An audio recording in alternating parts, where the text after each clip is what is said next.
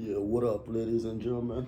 It's your boy, the General X, the DJ, Mukomubizi, from Free Agent Entertainment. Usange vugira abantu bose, you know.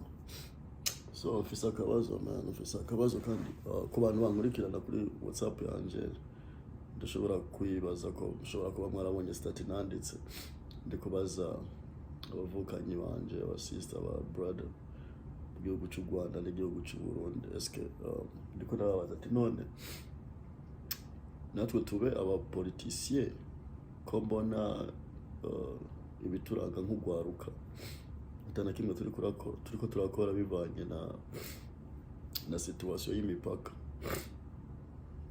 So je kuri je vraiment je ndumva ibyo bakoze bo bari mu kazi kabo, natwe dufite akazi kacu nk'aba entertainer. So ndibaza ko bitari kuba byiza mu gihe Burundi, urwaruka rw'Uburundi n'urwaruka rw'u Rwanda guhagarika gukora ibikorwa byabyo ngo just because ndibaza kandi akazi ntigafise duwane. Ushaka akazi urondera uburyo bwose kira kugira ugere aho hantu ushaka ku kazi nyene, niwe ubushonje.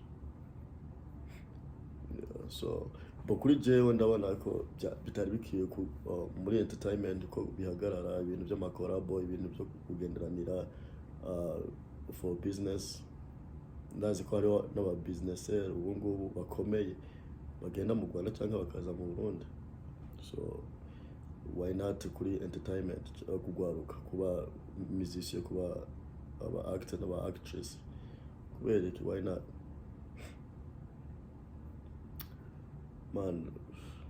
Hari siguro nyinshi umuntu yotanga gusa uko biba bitakenewe tu, ariko gusa kuri jewe mbona ko collab zari zikwiye kuza ari nyinshi, ama featuring kabisa ebana ku bwinshi. Ibintu nabyo ndumva bitari bikenewe kuri twebwe, ariko sininjiye muri politike, sindi umupoliticien vraiment, sinzi naho bije, sinzi naho biva.